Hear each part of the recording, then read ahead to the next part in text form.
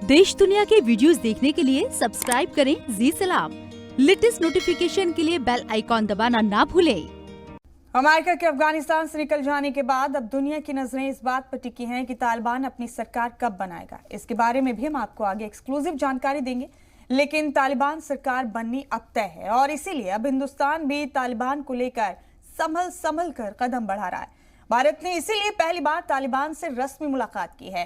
तालिबान के वक्त से ये मुलाकात दोहा में हुई है और पहली ही मुलाकात में भारत ने तालिबान को अपने मजबूत इरादे बता दिए। पहली बार दोहा में मिले हिंदुस्तान और तालिबान। तालिबान से मुलाकात हुई, आखिर क्या बात हुई? भारत के नजरिए से तालिबान को लेकर यह अब तक की सबसे बड़ी विस्फोटक खबर है। ऐसी खबर है जिसके बारे में पूरा मुल्क जानने के लिए बेताब है। इस मीटिंग के बाद से हर हिंदुस्तानी के जहन में यही सवाल है कि तालिबान से भारत की यह ऑफिशियल मुलाकात किस मुद्दे को लेकर हुई। इस मुलाकात का मकसद क्या था?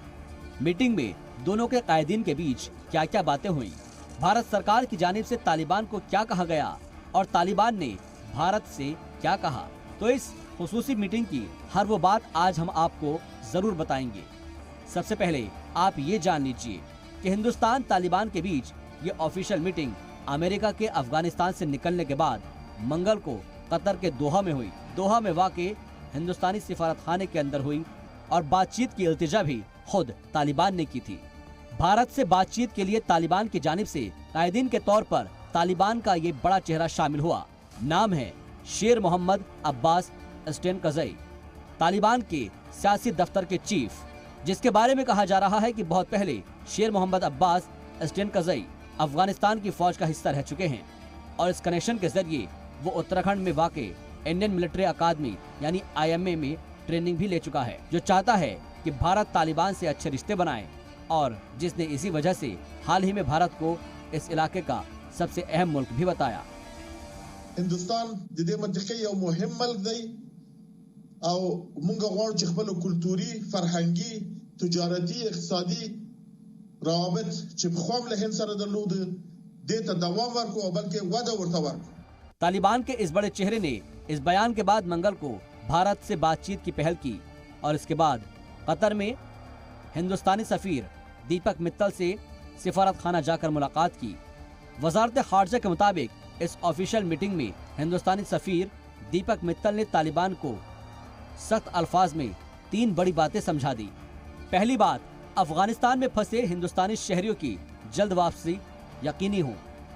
दूसरी बात, अफगान शहरियों खासकर वहां के अक़लियतों को जो भारत आना चाहते हैं उन्हें आने दिया जाए। और तीसरी बात, तालिबान अफगानिस्तान की सरजमी का इस्तेमाल हिंदुस्तान मुखालिफ सरगर्मियों और किसी भी तौर से दहशतगर्द के लिए नहीं होने देगा।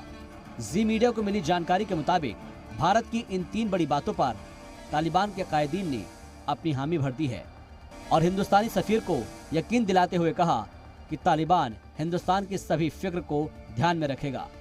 लेकिन तालिबान के साथ इस पहली मीटिंग के बाद अब हर किसी की दिलचस्पी इस बात को लेकर बढ़ गई है कि क्या यहाँ से भारत सरकार तालिबान के साथ ताल्लुकात को लेकर कोई नई लकीर खींचेंगी। यकीन मानिए, इस मीटिंग के बाद कई ऐसे कयास लगने भी शुरू हो गए हैं। हालांकि अभी के हालात ये है कि भारत तालिबान को लेकर किसी भी तरह की हड़बड़ी में नहीं है और अभी अमेरिका की तरह कतर की राजधानी दोहा से ही अफगानिस्तान के मामलों को देखने की कोशिश कर रहा है। जी मीडिया के लिए दिल्ली से सिद्धांत सिब्बल की रिपोर्ट।